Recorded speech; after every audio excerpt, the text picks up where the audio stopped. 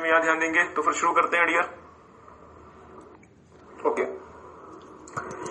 हाँ, आज की क्लास थोड़ी सी छोटी होगी का चैप्टर नंबर 1, स्ट्रेटेजिक मैनेजमेंट का चैप्टर नंबर 1, जिसका नाम क्या था?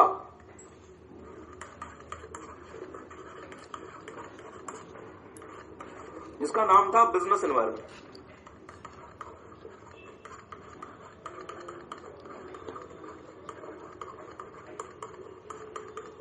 जिसका नाम था बिजनेस एनवायरनमेंट। इंटरेस्टिंग बात ये डियर कि बिजनेस एनवायरनमेंट वाले चैप्टर में हम स्ट्रेटेजिक मैनेजमेंट के बारे में कुछ नहीं पढ़ेंगे।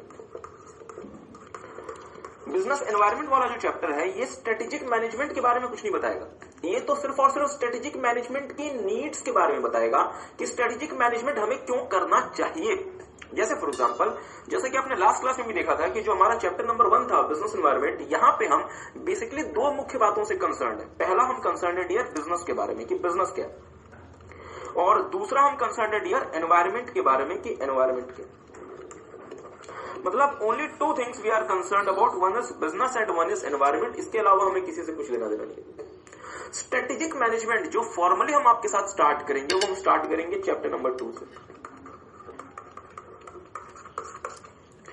तो चैप्टर नंबर 1 आपका एक बेस देता है कि भाई जो कंपनी आज जिस एनवायरनमेंट में काम करती है वो एनवायरनमेंट कैसा है। वो एनवायरनमेंट ये डायनेमिक है, वो एनवायरनमेंट कॉम्प्लेक्स है, वो एनवायरनमेंट मल्टीफेस्टेड है और उसका फार रीचिंग इंपैक्ट होता है। इसलिए ऐसे एनवायरनमेंट में अगर आपको अपने आप को मैनेज करना है तो आपको अपने आप को स्ट्रेटेजिकली मैनेज करना चाहिए। और सर जी स्ट्रेटेजिकली मैनेज करना चाहिए ये क्या होता है, ये आपको समझ आएगा फ्रॉम चैप्टर नंबर 2। ठीक बात है। मीन्स चैप्टर नंबर 1 में हम आपके साथ बेसिकली किस बात से कंसर्न है, बिजनेस क्या होता है और एनवायरनमेंट क्या होता है। So these two are main things that we are concerned in chapter number 1 with you guys. ठीक बात है। तो मेरे साथ साथ शुरू करेंगे, देखेंगे मेरे साथ साथ। ओके, तो लास्ट क्लास में हमने आपके साथ देखा था कि हम अपने बिजनेस एनवायरनमेंट को इंटरनल में भी क्लासिफाई कर सकते हैं और एक्सटर्नल में भी क्लासिफाई कर सकते हैं। इंटरनल एनवायरनमेंट के थ्रू हमें पता चलता है हमारी स्ट्रेंथ के बारे में, हमारी वीकनेसेस के बारे में, और एक्सटर्नल एनवायरनमेंट के थ्रू हमें पता चलता है डियर हमारी अपॉर्चुनिटीज के बारे में और हमारे थ्रेट्स के बारे में। ठीक बात है। तो फिर इसी चीज को आज आगे कंटिन्यू करते हैं। आएंगे एक टॉपिक है dear components of business environment. यहां पे आएंगे सारे बच्चे कंपोनेंट्स ऑफ बिजनेस एनवायरनमेंट। जैसे कि आपने लास्ट क्लास में नोटिंग कहां तक की थी डियर, एनवायरमेंटल स्कैनिंग तक। एनवायरमेंटल स्कैनिंग वाला जो पेज है उसके अगले पेज, उसका अगला पेज, उसका अगला पेज, मतलब एनवायरमेंटल स्कैनिंग के 3 पेजेस के बाद है कंपोनेंट्स ऑफ बिजनेस एनवायरनमेंट। तो यहां पे सब कोई पहुंच गए कंपोनेंट्स ऑफ बिजनेस एनवायरनमेंट में। तो मेरे साथ साथ देखना शुरू करेंगे। देखेंगे the environment in which an organization exist could be broadly divided into two parts, namely external and internal environment. जिस environment में ऑर्गेनाइजेशन काम करता है उसे आप मेनली 2 पार्ट्स में डिवाइड कर सकते हैं, इंटरनल और एक्सटर्नल नेचर में।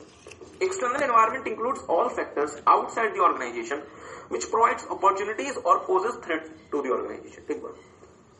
Internal environment refers to all factors within an organization which provides strength or causes weakness of a strategic nature. Means internal environment ऐसी चीजों के बारे में बात करता है जो कि हमारी कंपनी के विदिन होती हैं और जिससे हमें या तो स्ट्रेंथ मिलती है जिससे हमें वीकनेस मिलती है या जो हमारे लिए वीकनेस का कारण मिलती है। देखिएगा अपॉर्चुनिटी क्या होती है। Opportunity is a favourable condition available in the environment. ध्यान दीजिएगा, favourable condition available in the environment, जो एनवायरमेंट में अवेलेबल है बट उससे मुझे भी फायदा हो नहीं गया। अपॉर्चुनिटी से मैं फायदा अपने पक्ष में ले सकता हूं यदि मैं उसे सही प्रकार से अपने फेवर में कन्वर्ट कर लूं तो। Which if turned in its favour, if turned in its favour मतलब यदि आप अपॉर्चुनिटी को अपने फेवर में कन्वर्ट कर पाए, enables the company to strengthen its position, तो जिससे आपकी पोजीशन और ज्यादा स्ट्रांग होगी, आप और ज्यादा बड़ा मार्केट शेयर गेन कर सकते हैं और आप ज्यादा रेवेन्यू जनरेट कर सकते हैं। मतलब अगर आप अपॉर्चुनिटी को अपने फेवर में कन्वर्ट कर पाए तो ही, अगर आप कन्वर्ट नहीं कर पाए तो कोई फायदा आपको नहीं होने वाला। ठीक बात। Examples of opportunities could be favourable legislation, मतलब आपके पक्ष में कोई कानून बन गया। एक्सपेंडिंग मार्केट ग्रो कर रहा है बहुत तेजी से तो आपको भी फायदा होगा। न्यू मार्केट, कोई नया मार्केट, कोई नए मार्केट की अपॉर्चुनिटी क्रिएट हो गई। फेवरेबल पॉलिसी, सरकार की जो पॉलिसीज हैं वो आपकी इंडस्ट्री को या आप जिस इंडस्ट्री में काम करते हैं सरकार की जो पॉलिसीज है उस इंडस्ट्री को फायदा देने वाली है। जैसे फॉर एग्जांपल अभी हमारे देश में जो मतलब सरकार चल रही है वो इंफ्रास्ट्रक्चर पे बहुत ज्यादा फोकस कर रही है, तो वो जितनी भी कंपनी जो कि इंफ्रास्ट्रक्चर सेक्टर में काम करती है हर किसी को फायदा होगा। तो ये हमारे लिए अपॉर्चुनिटी है ध्यान दीजिएगा, अपॉर्चुनिटी डियर सिर्फ हमारे लिए नहीं होती, अपॉर्चुनिटी हर किसी के लिए होती है। मैं उस अपॉर्चुनिटी से कितना फायदा उठाता हूं ये निर्भर करेगा मेरे स्ट्रेंथ के ऊपर। ठीक है, देखिएगा दूसरा, threat is unfavourable condition in the environment which might create a risk for the organisation. तो हमारे एनवायरमेंट में अनफेवरेबल कंडीशन जो हमारे लिए कोई खतरा खड़ा कर सकता है, जैसे अनफेवरेबल रेगुलेशन, हमारे पक्ष में नहीं, हमारे खिलाफ कोई रेगुलेशन सरकार बना रही है, entry of very powerful players in the market, कोई बहुत बड़ा प्लेयर मार्केट में एंटर कर गया, जैसे रिलायंस जियो जैसा भारत के टेलीकॉम सेक्टर में, तो ये थ्रेट्स बनते हैं। ठीक है, तीसरा होता है dear strength, it is an internal capacity. ध्यान दीजिएगा, इंटरनल कैपेसिटी, स्ट्रेंथ मेरी आंतरिक क्षमता होती है, मेरी इंटरनल कैपेसिटी होती है, which provides an organization strategic advantage over its competitor, जो कि मुझे मेरे कॉम्पिटिटर के मुकाबले एक स्ट्रेटेजिक एडवांटेज देती है। जैसे फॉर एग्जांपल माइक्रोसॉफ्ट के बारे में कहा जाता है डियर कि माइक्रोसॉफ्ट के जो एम्प्लॉइज हैं वो उसकी स्ट्रेंथ है, मीन्स माइक्रोसॉफ्ट के जो एम्प्लॉइज हैं वो बहुत अच्छे तरीके से कोडिंग कर सकते हैं, बहुत अच्छे सॉफ्टवेयर बना सकते हैं, जिसकी मदद से माइक्रोसॉफ्ट अपने कॉम्पिटिटर्स के मुकाबले एक एडवांटेजियस पोजीशन में रहती है। एक और एग्जांपल, मान लीजिए आपकी जो कंपनी है, आपकी कंपनी में ब्रांडिंग की जो टीम है, जो प्रमोशन की टीम है, वो बहुत अच्छे तरीके से प्रमोशन करती है, मीन्स ये आपके लिए स्ट्रेंथ बन जाएगी, आप बेहतर तरीके से मार्केट में कम्पीट कर पाएंगे, तो ये मेरी स्ट्रेंथ बन जाती है, जो मुझे मेरे कॉम्पिटिटर के मुकाबले एक स्ट्रेटेजिक एडवांटेज देती है। और मैं यदि स्ट्रेंथ को अपने अपॉर्चुनिटी के साथ मिक्स कर दूंगा तो मैं उस अपॉर्चुनिटी को अपने फेवर में कन्वर्ट कर सकता हूं। ठीक बात है, बट स्ट्रेंथ मेरी कैसी होती है डियर, इंटरनल नेचर। ठीक है, example employees of Microsoft is its biggest strength. ठीक है, दूसरा देखेंगे dear weakness, it is an internal limitation which creates a strategic disadvantage for the company, like poor distribution network। की सर जी हमारे पास जो distribution का मैकेनिज्म है वही हमारा उतना अच्छा नहीं है, हमारा डिस्ट्रीब्यूशन का मैकेनिज्म ही हमारा घटिया। लिमिटेड प्रोडक्शन कैपेसिटी, हमारी जो फैक्ट्री है उसमें प्रोडक्शन की क्षमता ही नहीं है, मीन्स हमारे लिए वीकनेस खड़ी हो रही है। अनस्किल्ड मैन पावर, हमारे जो वर्कर है वही हमारे नालायक है, तो ये हमारे लिए डियर वीकनेस खड़ा करते हैं। ठीक है, आगे देखिएगा, proper analysis of opportunity, threat, strength and weakness known as SWOT analysis is essential for the existence, growth, profitability of the organisation. तो आपको कभी भी आपको हर बार जब भी आप स्ट्रेटेजी बना रहे होते हैं, आपको अपनी स्ट्रेंथ पता होनी चाहिए, आपको अपनी वीकनेस पता होनी चाहिए, मार्केट की अपॉर्चुनिटी पता होनी चाहिए, मार्केट की थ्रेट पता होनी चाहिए। इसे हम कहते हैं SWOT एनालिसिस, जो कि हम आपके साथ डिटेल में देखेंगे चैप्टर नंबर 3 ऑफ एसएम। ठीक है, through the use of strength and neutralize the threats by minimizing weakness, मतलब एंटिटी को क्या करना चाहिए कि सर जी जो थ्रेट है उसको घटाए, अपने वीकनेसेस को घटा के, और जो अपॉर्चुनिटी मार्केट में अवेलेबल है उसको अपने फेवर में कन्वर्ट करें अपने स्ट्रेंथ का इस्तेमाल करके। तो एक काम करेंगे, जहां नोट लिख लिया था ना, चले इसके बाद देखिएगा व्हाई एनवायरमेंटल एनालिसिस या फिर reasons of doing environmental analysis, मतलब हमें एनवायरमेंटल एनालिसिस क्यों करना चाहिए, हमारा क्या पर्पस है एनवायरमेंटल एनालिसिस का। देखेंगे, environmental factors are very dynamic and puts a far reaching impact on the organization. Agree करते हैं? There are following basic goals, reasons, objectives of doing the environmental analysis, मतलब एनवायरमेंटल एनालिसिस को करने के क्या क्या हमारे पास रीजंस हैं, ऑब्जेक्टिव्स हैं, या क्या क्या हमारा गोल है, पर्पस है एनवायरमेंटल एनालिसिस को करने के। 3 प्रमुख रीजंस होते हैं डियर एनवायरमेंटल एनालिसिस के, हम आपको नोट नहीं करवाएंगे क्योंकि बेवजह समय आपका बर्बाद नहीं करेंगे। देखिएगा, पहला, environmental analysis provides an understanding of the current and potential changes taking place in the environment. Environmental analysis provides an understanding of the current and potential changes taking place in the environment. कि sir जी अभी क्या परिवर्तन हो रहा है और भविष्य में क्या परिवर्तन हो सकता है हमारे एनवायरमेंट में, इसकी जानकारी यदि मुझे चाहिए तो क्या मैं ईश्वर से प्रार्थना करनी शुरू कर दूं, चले ईश्वर प्रसन्न हो गया और ईश्वर मेरे सामने प्रकट हो गया और मुझे कहा वत्स बोलो क्या चाहते हो, मैंने कहा प्रभु मुझे बता दे एनवायरमेंट में क्या चेंज हो रहा है, तो प्रभु क्या बोलेंगे कि भाई मैंने तुम्हें दिमाग दिया हुआ है, एनवायरमेंट का एनालिसिस करो, उससे तुम्हें पता चल जाएगा कि एनवायरमेंट में क्या परिवर्तन होगा। तो यदि मैं एनवायरमेंट का एनालिसिस करता हूं डियर, तो मुझे पता चल जाएगा कि अभी एनवायरमेंट में क्या परिवर्तन हो रहा है और भविष्य में एनवायरमेंट में क्या परिवर्तन हो सकता है।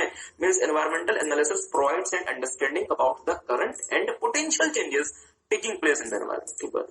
दूसरा, environmental analysis provides input for strategic decision. ध्यान दीजिए, इनपुट का मतलब क्या है यहाँ पे, इन्फॉर्मेशन, मतलब यदि मुझे कंपनी के लिए कोई डिसीजन लेना है तो उस डिसीजन को मुझे एडहॉक बेसिस पे नहीं लेना चाहिए, उस डिसीजन को मुझे प्रॉपर इन्फॉर्मेशन के बेसिस पे लेना चाहिए।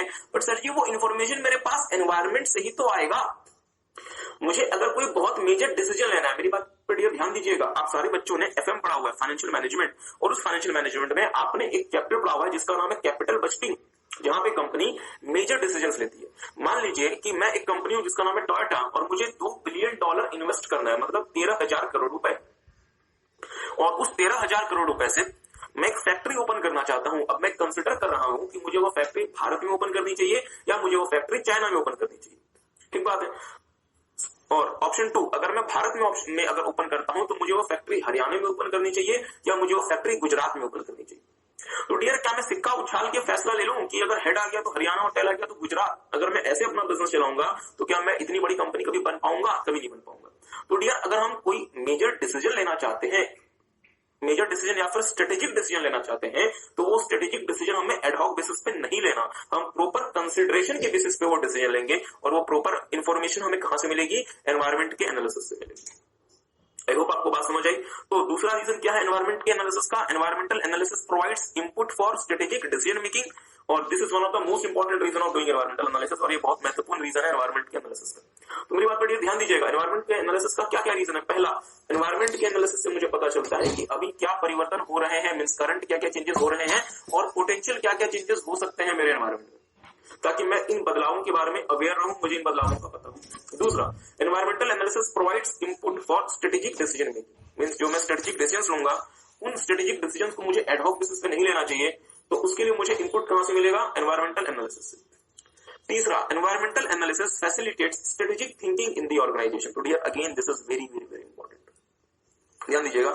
अगर आप कॉन्टिन्यूस बेसिस पे एनवायरमेंट का एनालिसिस करते रहेंगे तो आपके सोचने की जो क्षमता है डियर, वो नॉर्मल से स्ट्रेटेजिक नेचर की हो जाती है, मींस स्ट्रेटेजिक थिंकिंग। जिसमें आपको एक छोटा सा एग्जांपल देना चाहते हैं। आप सारे बच्चे इंस्टाग्राम के बारे में जानते हो, इंस्टाग्राम जहां पे आप अपने फोटोज वीडियोस अपलोड कर दिया करते हैं। इंस्टाग्राम का ओनर है फेसबुक, और फेसबुक ने $1 बिलियन में इंस्टाग्राम को खरीदा था। और जब फेसबुक ने इंस्टाग्राम को खरीदा था, इंस्टाग्राम पैसा नहीं कमाता था। तो बहुत सारे फेसबुक के इन्वेस्टर्स ने पूछा फेसबुक से कि भाई क्यों हमारा पैसा अननेसेसरली बर्बाद कर दिया इंस्टाग्राम पे, इंस्टाग्राम का क्या यूज? आज दुनिया की सबसे बड़ी फोटो शेयरिंग वेबसाइट बन गई सर जी इंस्टाग्राम, और आज इंस्टाग्राम की जो वैल्यूएशन है वो $20-25 बिलियन के आसपास है। मतलब $1 बिलियन देके फेसबुक ने जो इंस्टाग्राम खरीदा वो $20 बिलियन से ज्यादा कीमती हो गया। तो मुझे सोच के बताएं, फेसबुक को कैसे समझ आया कि इंस्टाग्राम का फ्यूचर बहुत स्ट्रॉन्ग है? क्योंकि फेसबुक कॉन्टिन्यूस बेसिस पे एनवायरमेंटल एनालिसिस करता रहता है, जिससे फेसबुक के जो एग्जीक्यूटिव्स हैं, उनके जो सीईओ हैं, उनके जो एमडीज हैं, उनके जो मैनेजर्स हैं, उनकी सोचने की जो क्षमता है डियर, वो नॉर्मल से स्ट्रेटेजिक नेचर की हो गई। अब वो स्ट्रेटेजिक थिंकिंग कर पाते हैं। तो देखेंगे इसी चीज को, environmental analysis facilitates strategic thinking in the organisation. The continuous analysis of the environment helps the organisation in getting a strategic thinking from normal और regular thinking, thus makes the organization much more capable in better production and planning of the future। मतलब ज्यादा अजीब से शब्दों में नहीं जाना, simple सी 3 बातें हैं reasons of doing environmental analysis. पहला, अगर मैं एनवायरमेंटल एनालिसिस करता हूं तो मुझे अंडरस्टैंडिंग रहेगी of the current changes and the potential changes जो कि एनवायरमेंट में हो रही हैं, और मैं इन चेंजेस के बारे में अवेयर रहूंगा। दूसरा, यदि मैं एनवायरमेंटल एनालिसिस करूंगा तो मुझे अपने स्ट्रेटेजिक डिसीजन मेकिंग के लिए इनपुट मिलेगा, ताकि मैं बेहतर क्वालिटी के डिसीजन ले पाऊंगा। तीसरा, यदि मैं कॉन्टिन्यूस बेसिस पे एनवायरमेंटल एनालिसिस करता हूं तो मेरे सोचने की जो क्षमता है, मींस मेरी जो थिंकिंग है, वो स्ट्रेटेजिक थिंकिंग में चेंज हो जाती है, means facilitates strategic thinking in the organization. तो अगर मैं कॉन्टिन्यूस बेसिस पे एनवायरमेंट का एनालिसिस करूंगा तो मैं स्ट्रेटेजिक थिंकिंग में पहुंच जाऊंगा फ्रॉम द नॉर्मल और रेगुलर थिंकिंग, जिससे मैं ज्यादा कैपेबल बन जाऊंगा और ज्यादा बेहतर तरीके से मैं एनवायरमेंट से डील कर सकता हूं। आई होप आपको बात समझ आई। सो टेक सम टाइम, एक बार देख लें व्हाई एनवायरमेंटल एनालिसिस। ओके,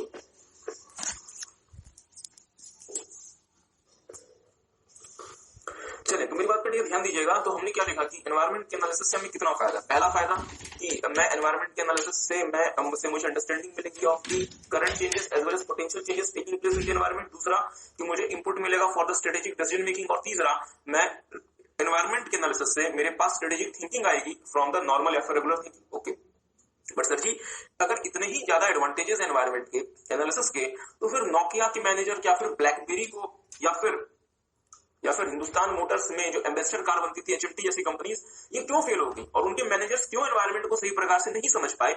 उसके पीछे 3 कारण है, 3 ऐसे रीजंस हैं जो कि मैनेजर्स को परेशान करते हैं एनवायरमेंट के एनालिसिस में। पहला रीजन है डायवर्सिटी, दूसरा रीजन है अनसर्टेनिटी, और तीसरा रीजन है डियर कॉम्प्लेक्सिटी। ध्यान दीजिएगा, 3 ऐसे रीजंस हैं जो कि मैनेजर्स को तंग करते हैं, मैनेजर्स के लिए परेशानी खड़ी करते हैं एनवायरमेंट के एनालिसिस के दौरान। First is diversity, second is uncertainty, third is complexity. Diversity का मतलब होता है एनवायरमेंट मेरा बहुत ज्यादा डाइवर्स है। डाइवर्स का मतलब इसमें बहुत सारे फैक्टर्स होते हैं, इंटरनल नेचर के भी, एक्सटर्नल नेचर के भी। और इतने डाइवर्स चीज को समझना पूरी तरीके से आसान नहीं होता। तो इस डाइवर्सिटी की वजह से डियर मेरा जो एनवायरमेंटल एनालिसिस का काम है बहुत ज्यादा मुश्किल हो जाता है, बहुत ज्यादा मेरे लिए परेशानी भरा हो जाता है। ठीक बात है। दूसरा देखेंगे डियर अनसर्टेनिटी। एनवायरमेंट में बहुत सारे फैक्टर्स होते हैं और तकरीबन ये सारे फैक्टर्स ही अनसर्टेन होते हैं। मतलब मेरे कस्टमर की डिमांड कहां जा रही है, टेक्नोलॉजी कौन सी नई आ जाए, गवर्नमेंट कौन सा काम कब बदल दे, कब कौन सा कंपटीटर मार्केट में एंटर कर जाए, means everything is so much uncertain. और पहले तो इतनी सारी चीजें डाइवर्सिटी, उसके ऊपर चीजें इतनी ज्यादा अनसर्टन है तो मेरे लिए काम और ज्यादा मुश्किल हो जाता है। ठीक है, this uncertainty element makes the assessment of the environmental influence more difficult. तो इस अनसर्टेनिटी की वजह से जो एनवायरमेंट को समझना और ज्यादा मेरे लिए मुश्किल हो जाता है। ठीक बात है। तो सर जी हम अगर एग्जाम में हमारे पास क्वेश्चन आता है कि ए लिमिटेड के मैनेजर को एनवायरमेंटल एनालिसिस करना था पर वो नहीं कर पा रहे हैं, आपके हिसाब से क्या रीजन होगा? पहला रीजन है सर जी डाइवर्सिटी, दूसरा है अनसर्टेनिटी और तीसरा है कॉम्प्लेक्सिटी। मेरी बात पर थोड़ा सा ध्यान दीजिए। हमने कहा डाइवर्सिटी, डाइवर्सिटी का मतलब क्या हुआ? जिसमें बहुत सारे फैक्टर्स हैं, इंटरनल नेचर के भी, एक्सटर्नल नेचर के भी, और इतने सारे फैक्टर्स की वजह से मेरा एनवायरमेंट बहुत ज्यादा डाइवर्स हो जाता है। दूसरा अनसर्टेनिटी, जितने एनवायरमेंट में फैक्टर्स हैं वो सारे के सारे फैक्टर्स कहीं ना कहीं अनसर्टन है। अनसर्टेनिटी की वजह से एनवायरमेंटल असेसमेंट का या फिर एनवायरमेंटल एनालिसिस का टास्क और ज्यादा मुश्किल हो जाता है। अब मेरी बात पर थोड़ा सा और ध्यान दीजिएगा। मैं कंपनी का सीईओ हूं, I am the chief executive officer of the company, और कंपनी ने मुझे कहा कि यार कि एनवायरमेंट का एनालिसिस करो। तो मुझे क्या सबसे पहले एनवायरमेंट को समझना पड़ेगा? समझना पड़ेगा। मुझे पता है मैंने एनवायरमेंट को समझ लिया, कहानी खत्म, या मुझे एनवायरमेंट को समझ के कंपनी के लिए कोई स्ट्रेटेजी बनानी पड़ेगी। मुझे एनवायरमेंट को समझ के वहां से इंफॉर्मेशन निकालना पड़ेगा जिसकी मदद से मैं कंपनी के लिए स्ट्रेटेजी बनाऊंगा, कंपनी के लिए डिसीजन लूंगा। प्लीज ध्यान दीजिएगा, बहुत ध्यान से मेरी बात को समझिएगा। I have understood the environment. Is it enough? Or I have to draw the information to make the strategies for the company to help the company in the decision making. Sir ji, even if you have understood the environment, it is not enough. After understanding the environment, you have to draw the information which will help the company in making the strategy in its decision making. क्या मेरी बात समझ पाए? मतलब सिर्फ और सिर्फ environment को समझ लेना काफी नहीं है डियर। आपको इस एनवायरमेंट को समझ के वहां से इंफॉर्मेशन निकालना पड़ेगा, इनपुट निकालना पड़ेगा जिसकी मदद से आप कोई डिसीजन मेकिंग कर सके, कोई स्ट्रेटेजी बना सके। अब मुझे सोच के बताएं, होते हैं जो स्ट्रेटेजी बनाते, it is highly complicated work, मतलब कॉम्प्लेक्सिटी। तो देखेंगे थर्ड एलिमेंट क्या है, कॉम्प्लेक्सिटी। स्ट्रेटेजिस्ट वो लोग होते हैं जो स्ट्रेटेजी बनाते हैं। Strategists are not just required to understand the environment, मतलब सिर्फ एनवायरमेंट को अंडरस्टैंड करने से काम नहीं चलेगा। आपने एनवायरमेंट को समझ लिया, क्या कहानी खत्म? मुझे बताए ना, सीए का सिलेबस इतना ज्यादा डाइवर्स, इतना ज्यादा अनसर्टन कि कब कौन सा चेंज कर दे इंस्टीट्यूट पता ही नहीं है। तो चले, आपने इंस्टीट्यूट को कह दिया कि सर जी हमने सिलेबस समझ लिया, हमें सीए बना दो, क्या इंस्टीट्यूट मान जाएगा? या इंस्टीट्यूट बोलेगा कि आपने समझ लिया, बहुत अच्छी बात है, हम क्वेश्चन पेपर दें। Strategists are not just required to understand the environment but also have to draw some concrete conclusions based on which some actionable strategies can be built. मतलब आपको एनवायरमेंट को सिर्फ समझना नहीं है, उसे समझ के कुछ कंक्लूजन निकालना पड़ेगा एनवायरमेंट से, जिस कंक्लूजन की मदद से आप कोई स्ट्रेटेजी बना पाए। और उस स्ट्रेटेजी का एडवांटेज क्या होगा? फिर उस स्ट्रेटेजी से कंपनी अपना काम चलाएगी। Environment in itself is very complex and making some workable strategy makes task even more complex. Okay, makes task more complex. यहाँ पे डियर कॉम्प्लेक्सिटी नहीं है, यहाँ पे makes task even more complex. तो IPY हटा दें। तो मेरी बात को ध्यान देंगे डियर, हमने क्या देखा कि सिर्फ और सिर्फ हमें एनवायरमेंट को समझना नहीं है, उसे समझ के हमें वहां से कोई एक्शनेबल स्ट्रेटेजी के लिए हमें इनपुट निकालना पड़ेगा। पहले तो एनवायरमेंट को समझना ही मुश्किल है, दूसरा एनवायरमेंट को समझ के फिर उससे इनपुट निकालना, ये अगेन हमारे लिए कॉम्प्लेक्सिटी में इजाफा करने वाली बात है, बढ़ावा देने वाली बात है। सो यही आप एक टाइम एक बार से देख लें। Problem in understanding the environmental influences in trying to understand the environment, managers faces the following problem. पहला डाइवर्सिटी, दूसरा अनसर्टेनिटी और तीसरा कॉम्प्लेक्सिटी। तो अगर एग्जाम में क्वेश्चन आता है कि एक कंपनी का मैनेजर एनवायरमेंट को समझ नहीं पा रहा है, आपके हिसाब से क्या रीजन है? तो आपका आंसर क्या होगा? सर तीन रीजन हो सकते हैं, पहला डाइवर्सिटी, दूसरा अनसर्टेनिटी, तीसरा कॉम्प्लेक्सिटी। तो ये तीन प्रमुख रीजन है जिसकी वजह से मैनेजर को एनवायरमेंट को समझने में परेशानी का सामना करना पड़ सकता है। आई होप आपको बात समझ आई। चलो, we have seen problem in understanding the environment influence. In trying to understand the environment, management faces following problem. First one is diversity, second one is uncertainty, and third one is complexity. Diversity means environment is very diverse and contain lots of factors, both internal and external. Due to its highly diverse nature, it is very hard to make a sense of environment in totally. That's why it's a diversify. Okay, it means you cannot predict everything in the right sense. And uncertainty environment as a whole contain lots of factor, and almost all of them are uncertain. This uncertainty elements make the assessment of the environmental influence more difficult. Third word is complexity. Strategies are not just required to understand the environment. सिर्फ environment को understand करने के लिए strategies required नहीं होती है, but also have to draw some concrete conclusion based on which actionable strategies can be built. Okay, environment in itself is very complex, and making some workable strategy makes task more complex. Environment अपने आप में ही बहुत ज़्यादा complex है, और अगर हमें उससे कुछ स्ट्रेटजीज बिल्डअप करनी है तो वो ज़्यादा कॉम्प्लेक्स बना दिया जाता है, मतलब वो टास्क जो है वो ज़्यादा कॉम्प्लेक्स हो जाता है. ओके, एरियाज होते हैं जिसके थ्रू एनवायरमेंट और ऑर्गेनाइजेशन के बीच में रिलेशनशिप को मेजर किया जा सकता है. पहला, एक्सचेंज ऑफ इन्फॉर्मेशन. मुझे एक बात सोच के बताएंगे, कंपनी के मैनेजर्स को कंपनी के लिए क्या करना होता है? प्लान्स बनाने पड़ते हैं, स्ट्रेटजीज बनानी पड़ती है, डिसीजन मेकिंग करनी पड़ती है. तो क्या ये सब कुछ वो एडहॉक बेसिस पे कर ले, या उनको इसके लिए एनवायरमेंट से इंफॉर्मेशन निकालनी पड़ेगी? मुझे सोच के बताया ना, जिन आपके शेयर होल्डर क्या देखा, ये मेरा एनवायरमेंट है, ये मेरा ऑर्गेनाइजेशन. तो ऑर्गेनाइजेशन एनवायरमेंट से इंफॉर्मेशन ड्रॉ करता है अपने काम के लिए, और एनवायरमेंट के फैक्टर्स भी ऑर्गेनाइजेशन से इंफॉर्मेशन ड्रॉ करते हैं अपनी जरूरतों के लिए. Means there is a two way exchange of information between from the organization to the environment and from the environment to the organization. क्या मेरी बात आप समझ पाए? मेरे साथ साथ देखेंगे, The relationship between the organization and its environment can be attributed to the following major areas. पहला, exchange of information, मतलब environment और organization के बीच में information का exchange होता रहता है. Management needs various information to plan, direct and control the organization. Means company को बहुत सारी information की requirement है अपने आप को plan करने के लिए, direct करने के लिए और अपने आप को control करने के लिए. Strategy making task needs timely, reliable, accurate information about a lot of factors like market, customer, government policies, economic conditions etcetera. मतलब सर जी, अगर आपको अपनी स्ट्रेटेजी बनानी है कंपनी के लिए, तो आप एडहॉक बेसिस पे तो स्ट्रेटेजी नहीं बना सकते. आपके मन में क्या ख्याल आया उसके बेसिस पे तो स्ट्रेटेजी नहीं बना सकते. तो स्ट्रेटेजी को बनाने के लिए आपको अलग अलग सोर्सेज से इन्फॉर्मेशन की रिक्वायरमेंट है. मतलब आपको किस किस चीज के बारे में इन्फॉर्मेशन चाहिए? आपको मार्केट कंडीशंस के बारे में इन्फॉर्मेशन चाहिए, आपको कस्टमर्स के बारे में इन्फॉर्मेशन चाहिए, आपको सरकार की नीतियों के बारे में इन्फॉर्मेशन चाहिए, आपको इकोनॉमिक कंडीशंस कैसे चल रहे हैं उनके बारे में जानकारी चाहिए. तो ये सारी की सारी जानकारी कहां पे है? एनवायरमेंट में. तो आप क्या करेंगे? इस जानकारी को वहां से विड्रॉ करेंगे, वहां से अपने हिसाब से अक्वायर करेंगे. To get all information, organization continuously monitors the environment and draw the relevant information it needs. इसके लिए कंपनी क्या करती रहती है? कंटिन्यूस बेसिस पे एनवायरमेंट को मॉनिटर करती है और अपनी रिक्वायरमेंट के हिसाब से अलग अलग चीजों की जानकारियां एनवायरमेंट में से विड्रॉ करती रहती है. दूसरा, डियर एक्सचेंज ऑफ रिसोर्सेज. मुझे सोच के बताएं, आपने एक चीज देखी थी लास्ट क्लास में शायद, कि कंपनी का मेन साथ साथ देखेंगे, primary function of an organization is to convert the input into output through processing. ये बात आपने ऑलरेडी देखी है. Organization receives input like raw material, manpower, equipment, finance, technology, machines etcetera from the environment and sells the output into the environment. मतलब आप environment से input लेंगे और आउटपुट बना के एनवायरमेंट को सेल कर देंगे.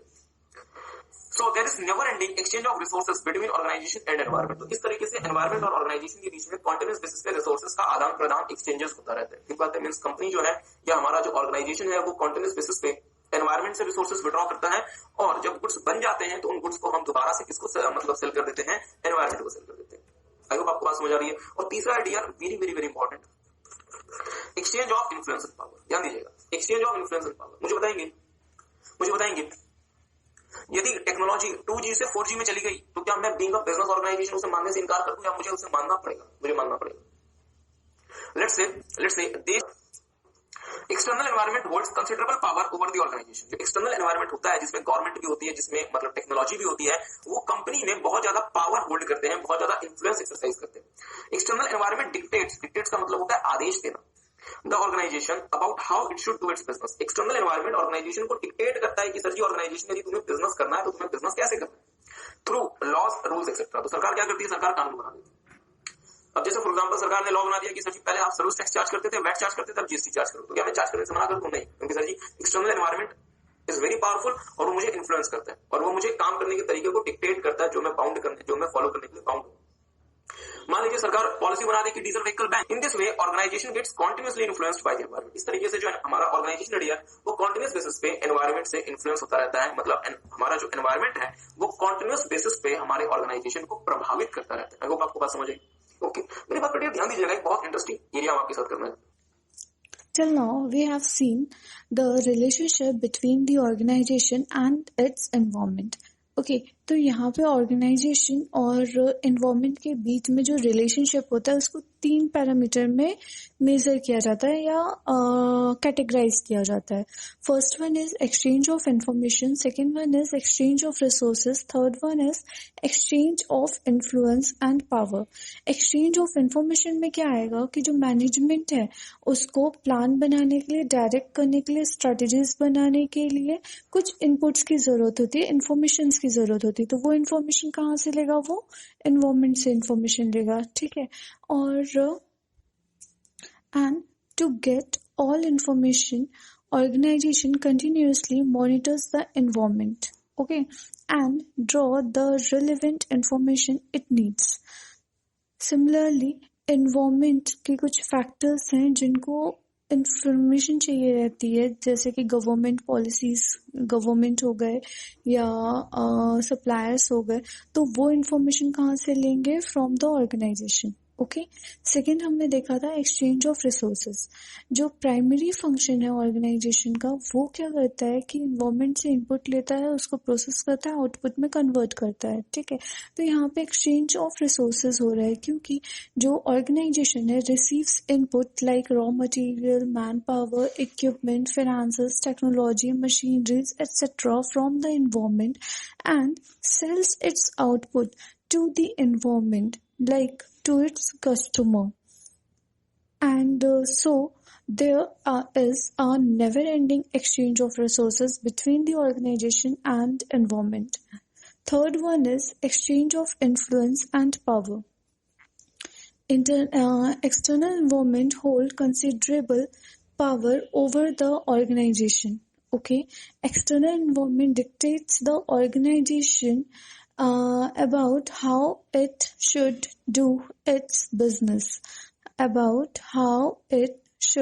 do its business, through law, rules and regulation, etc. In this way, organization get continuously influenced by the environment. क्या मेरी बात समझ पाए? इसका मतलब ये वर्ड यार कि मेरा जो ऑर्गेनाइजेशन है, मेरी जो कंपनी है, वो यदि एक बहुत पावरफुल कंपनी भी है तो भी वो पावरफुल कंपनी मेरे एनवायरनमेंट के कुछ हिस्सों पे, जैसे पॉलिटिकल, लीगल हो गया, इकोनॉमिकल हो गया, इस पे इन्फ्लुएंस कर सकती है, बट वो कभी भी पूरे एक्सटर्नल एनवायरनमेंट को कंट्रोल नहीं कर सकती, पूरे एक्सटर्नल एनवायरनमेंट को इन्फ्लुएंस नहीं कर सकती, क्योंकि एक्सटर्नल एनवायरनमेंट में बहुत सारी चीजें होती हैं और मेरी कंपनी भले वो कितनी भी पावरफुल हो, 100% एक्सटर्नल एनवायरनमेंट को कभी भी इन्फ्लुएंस या कंट्रोल नहीं कर सकती. आई होप आपको बात समझ आई. सो टेक सम टाइम, एक बार से पढ़ेंगे. Can organization shape external environment? इसको रीड करेंगे सारे बच्चे. Can organization shape external environment? External environment, it is the constitution of lots of macro factors which beyond the reach and scope of any single organization. Sometimes organization may also hold significant influence on some of the element of external environment, but it may never have complete domination over all the external environment factor. For example, Reliance Industry Limited used to hold significant influence in Indian economy. Samsung holds significant influence in Korean economy due to its share in total GDP, total export, total tax collection in South Korea. Now, environment. The business environment can be categorized into two broad categories. First one is micro environment and second one is macro environment. Micro environment is related to a small area and fall within the organization, or you can say within the immediate periphery of the organization. It influences the organization directly. Okay, it mainly covers employees, customers, competitors, suppliers, etc. On the other hand, macro environment has a broader dimension and it mainly consists of the economic, technological, political, legal, and social cultural aspects. And listen, the classification between the micro and macro environment is important as it helps the organization to have better understanding of the environment in parts. So here we have to see first part is microenvironment. Microenvironment is also known as task environment. Microenvironment factors are specific to the organization and only affect the particular organization. Okay. Some are the factors of the microenvironment are. For the factors, there is a term we use comics. Here, C stand for consumer or customer, O stand for organization, M stand for market, I stand for intermediaries, C stand for competitions, and S stand for suppliers. The company must keep a very close eye on the factors of microenvironment because it only affects the particular organization. Now, our first factor is consumer or customer. Okay. According to Peter Drucker, the aim of the business is to create or retain the customer. Peter Drucker कहते हैं कि जो business है उसका main aim या main focus ये होता है कि वो अपने नए कस्टमर को क्रिएट करे और जो उसके एग्जिस्टिंग कस्टमर्स है उनको रिटेन करे. ठीक है, तो यहाँ पे सबसे पहले तो कस्टमर की डेफिनेशन दे दी जाएगी कि कस्टमर कौन होते हैं. Customers are the people who pay money to acquire the product and services of the organization. And consumers कौन होते हैं उसकी भी definition दे दी जाएगी. Consumers are the people who ultimate consume the goods. Okay, goods or services. And the organization has to carefully monitor and analyze the requirement of the consumer. Organization should consider the following factors. First one is who are our consumers or customer, what benefits they are looking for, and what are their buying pattern. हमारे customer कौन है और वो customer कौन सा benefit के लिए सोच रहे हैं या देख रहे हैं और उनका बाइंग पैटर्न क्या है.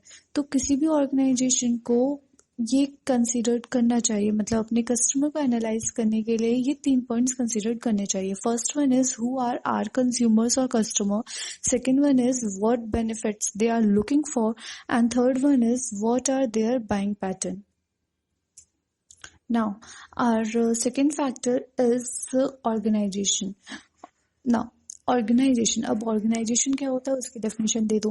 Organization is run by the individual having different or varied interests and hold different influences in the organization. ठीक है, अब जो organization है वो किससे constitute होता है, like किससे बनता है ये बता दो. The various constituents of the organization are, first one is owner, director और employee. ठीक है, अब ओनर कौन होते हैं उसका थोड़ा सा डिफाइन कर दिया कि owners are the shareholders of the company who have major stake in the organization. Directors कौन होते हैं, elected by the shareholders to run the organization and they hold major influences in the organization.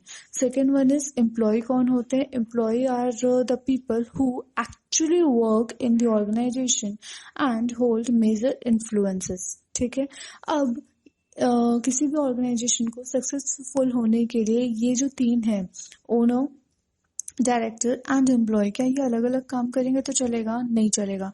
तो to be successful organization must ensure all the constitutes like owner, directors and employee works towards achieving the strategic goal. जो ये जो तीनों हैं वो कहाँ काम कर रहे होंगे towards the achieving the strategic goal of the organization.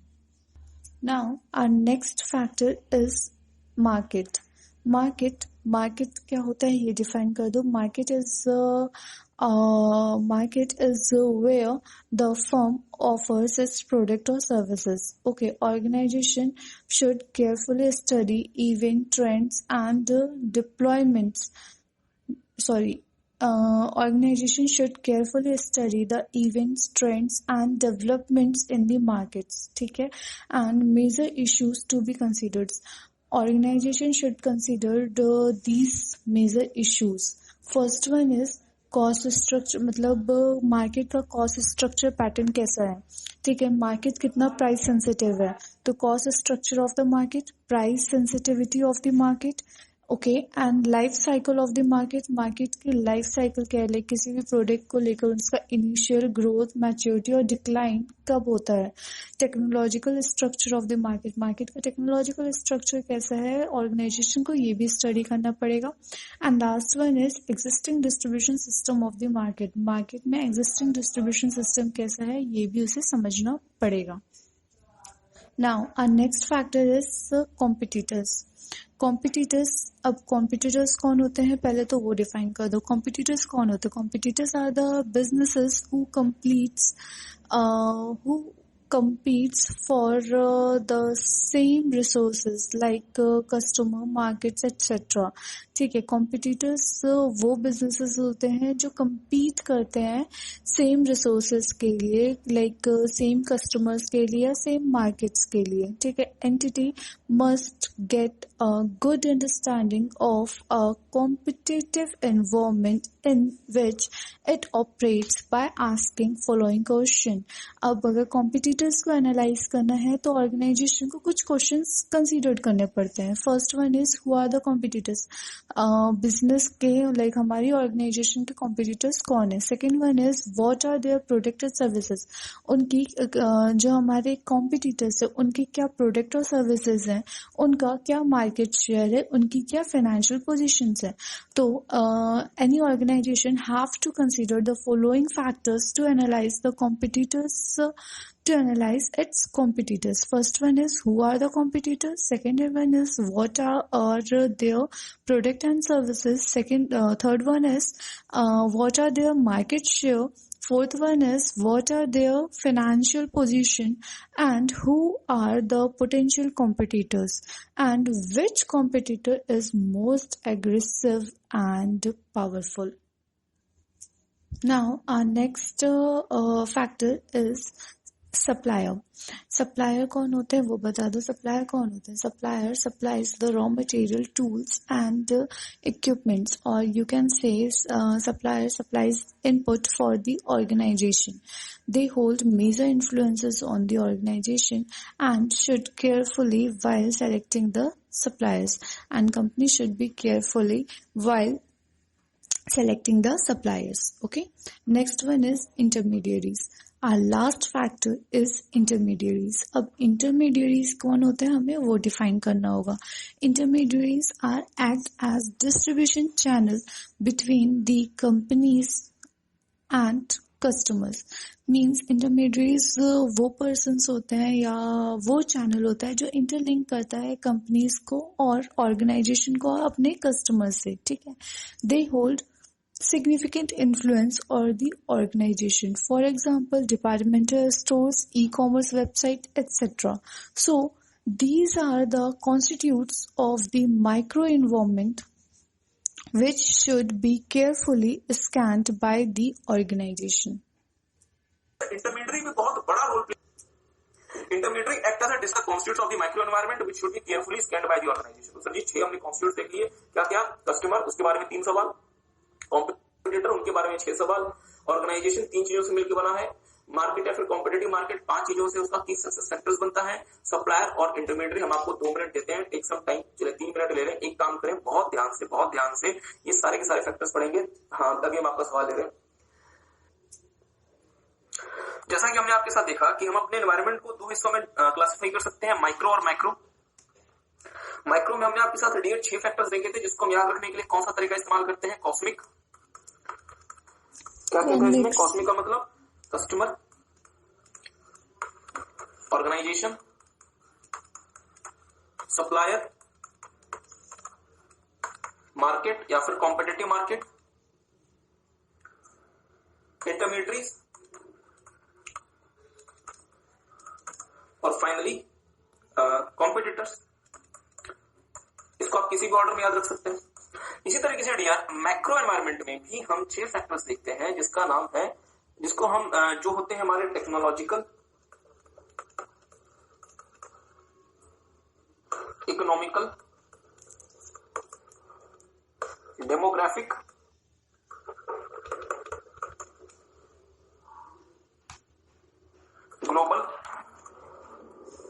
Global, political, legal और सोशियो कल्चरल। हाँ, इसको भी याद रखने का हम आपको एक छोटा सा तरीका बताते हैं। देखिए डियर, एक कंपनी थी जिसका नाम था टेड, जिसको एक बहुत बड़ा एरिया, एक मैक्रो एरिया मेजर करना था। अगर मुझे किसी बहुत बड़े एरिया को मेजर करना होगा तो क्या मैं इंची टेप से मेजर कर लूं? नहीं सर जी, हमने जीपीएस के थ्रू से मेजर किया। ठीक बात है, मींस टेड कंपनी ने एक बहुत बड़े एरिया को जीपीएस के थ्रू मेजर किया, तो इसका कीवर्ड क्या बना? Ted GPS. कीवर्ड क्या बना? Ted GPS. जैसे कि हमने आपको माइक्रो में कहानी क्या। Now, next topic is macro environment. Firstly, I want to say this. Macro environment is different from pestle analysis. Okay, don't get confused. Macro environment are different from pestle analysis. I know उनके बहुत सारे factors are similar, but still there is a huge difference. So whenever in exam, if question is to explain macro environment, then you have to write about factors of macro environment. To memorize factors of macro environment, their short keyword is TED GPS. Okay, and to memorize pestle analysis, there is a short keyword, it's pestle. So don't get confused. And in exam, we will write pestle analysis only in the situation when question is asked about pestle analysis or question is asked about a framework of macro environment. Okay, if question पूछता है macro environment का framework बताओ, then हम उसे pastel analysis के answers देंगे। अगर question पूछता है कि मैक्रो एनवायरनमेंट बताओ, तो फिर हम उसे टेड जीपीएस वाले फैक्टर्स देंगे। So don't get confuse, don't give chances to cut your marks. Now, to memorize factors of macro environment, there is a short memory technique, that is macro environment बहुत बड़ा होता है, ठीक है, बहुत सारी चीजें इसमें कवर होती है, तो उसका पता लगाने के लिए एक टेड जीपीएस बनाया गया। ओके, मैक्रो एनवायरनमेंट का पता लगाने के लिए एक टेड जीपीएस बनाया गया। T stand for technology, E stand for economical, D stand for demographical, G stand for global, P stand for political, legal, and S stand for socio-culture. Macro, okay, इसके बाद हम आपके साथ देखेंगे macro environment. Macro environment is largely external to the organization and thus beyond the direct control of it. Macro environment company से external होते हैं, बाहर होते हैं, और कंपनी का इन पर डायरेक्ट कंट्रोल या इन्फ्लुएंस नहीं होता। Macro environmental factors are generally industry specific या पूरी इंडस्ट्री पे इंपैक्ट करते हैं। Some of the key macro environmental factors are demographic, economical, political, legal, socio cultural, technological, global. आप इसे किसी भी ऑर्डर में याद रख सकते हैं। TED GPS. T stand for technological environment. So first we have to see what are the technological environment. ठीक है, तो टेक्नोलॉजी क्या होती है? लाइक टेक्नोलॉजी के बारे में आपको थोड़ा सा एक्सप्लेन करना होगा कि like technology in last few decades या in last few years become a very important factor affecting the business. Okay, technology brings both opportunity and threats. Some are the key areas in this regard. Technology के लिए आपको कुछ specific question consider करने पड़ेंगे, organisation कुछ specific question consider करेंगे तो वो बताना होगा. पहला क्वेश्चन तो ये है कि what technologies are used by the companies के द्वारा कौन सी टेक्नोलॉजीज यूज की जाती है, how critical are those technologies, जो ऑर्गेनाइजेशन टेक्नोलॉजी यूज कर रहा है वो कितनी ज्यादा क्रिटिकल है, how company manage these technologies, और कंपनी इन टेक्नोलॉजीज को कैसे मैनेज करती है ये जानना पड़ेगा। देन ऑर्गेनाइजेशन को ये भी एनालाइज करना पड़ेगा एक्सटर्नल एनवायरनमेंट के फैक्टर, टेक्नोलॉजिकल एनवायरनमेंट को एनालाइज करने के लिए कि pace of change in the technology means technology में कितनी रफ्तार से चेंज हो रहा है, जैसे as compare to mobile technology, ठीक है, वो बहुत ही रैपिडली चेंज हो रहा है। तो ऑर्गेनाइजेशन को ये भी कंसीडर करना पड़ेगा कि जो टेक्नोलॉजी वो पर्टिकुलर यूज करे तो उसका टाइम ड्यूरेशन कितना है, वो कितने टाइम में वो चेंज हो सकती है, ठीक है।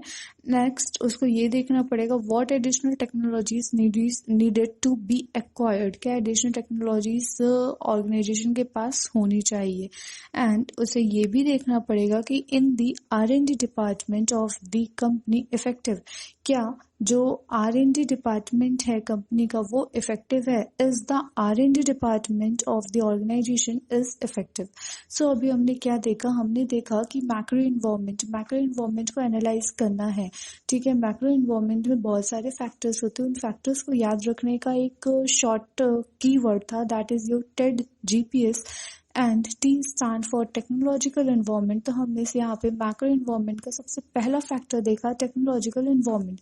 यहाँ पे हमने थोड़ा सा एक्सप्लेन कर दिया कि जो टेक्नोलॉजी है वो बिजनेस पे बहुत ही क्रूशियल इफेक्ट करती है आजकल, एंड टेक्नोलॉजी जो है वो दोनों चीज लेकर आती है, that is opportunities and threat. और टेक्नोलॉजी फैक्टर को एनालाइज करने के लिए कुछ ऑर्गेनाइजेशन को कुछ क्वेश्चंस कंसीडर करने चाहिए। पहला था what technologies are used by the company, how critical are those technologies. Third one is how company manage these technologies. Fourth one is pace of change in the technology. Next is the R&D department of the company is effective, and at last company should consider, company should evaluate what additional technologies needed to be acquired. Now our second factor is economic environment, ठीक है। अब economic environment के बारे में थोड़ा सा बता दो। इकोनॉमिक एनवायरनमेंट क्या होता है? Economic environment refers to the nature, direction and size of the economy in which company operates. Company जहाँ पे ऑपरेट कर रही है उसके नेचर, डायरेक्शन और उसकी लाइक इकोनॉमी की साइज, इकोनॉमी का नेचर, डायरेक्शन और साइज को रिफर किया जाता है, उसे अपन इकोनॉमिक एनवायरनमेंट कहते हैं, ठीक है। Strategies must scan, monitor and analyse number of की फैक्टर्स, इकोनॉमिक फैक्टर्स, ठीक है, सम ऑफ देम। अब ऑर्गेनाइजेशन को इकोनॉमिक एनवायरनमेंट को एनालाइज करना है तो उसको कुछ फैक्टर्स कंसीडर करने पड़ते हैं। First one is nature of the economy, की लाइक एग्रीकल्चर है, मैन्युफैक्चरिंग है या सर्विसेज है, ठीक है, सर्विसेज सेक्टर है।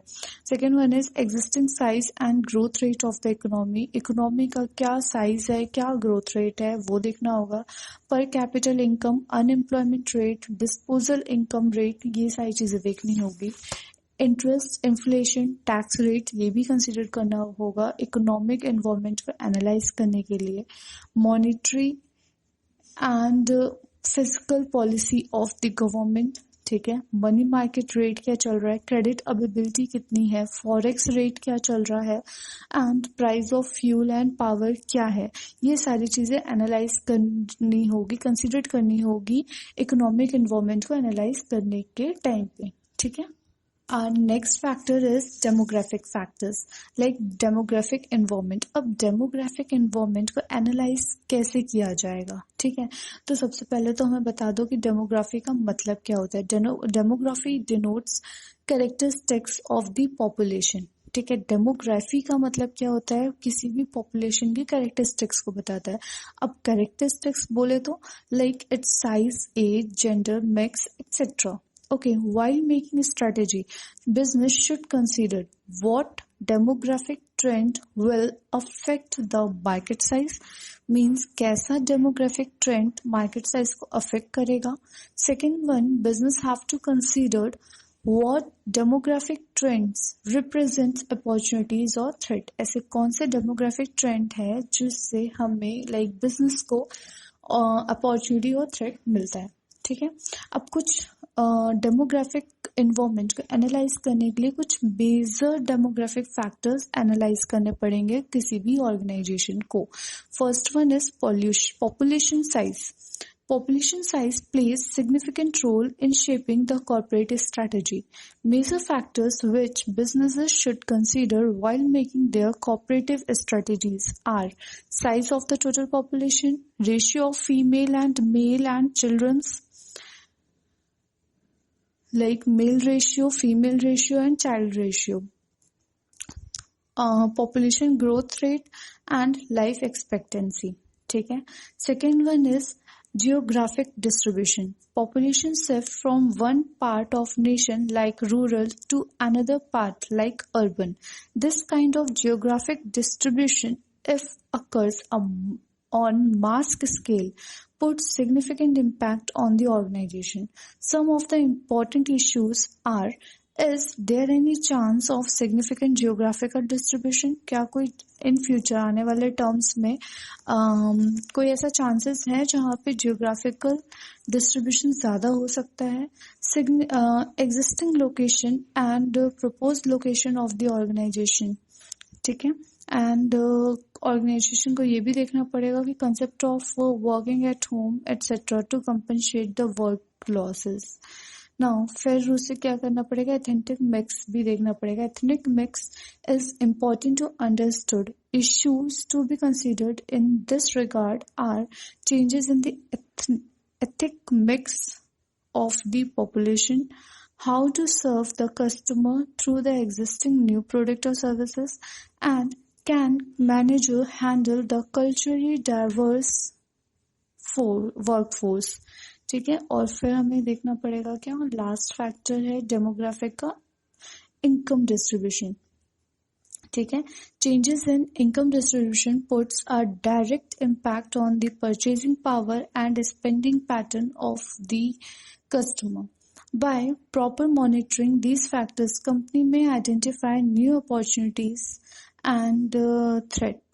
Okay, can identify new opportunities and threats available in the environment. So यहाँ पे हमने देखा कि डेमोग्राफिक एनवायरनमेंट को एनालाइज करने के लिए कंपनी को कुछ मेजर फैक्टर्स एनालाइज करने पड़ेंगे. पहला आता है population size, second one is geographical distribution, third one is ethnic mix and fourth one is income distribution. Okay, now next environmental factor is global और ग्लोबल एनवायरनमेंट और globalisation. ठीक है, इसका हमें इन डिटेल देखना है. सो अभी सिर्फ ओवरव्यू ले रहे हैं, इन डिटेल हम नेक्स्ट पार्ट में देखेंगे.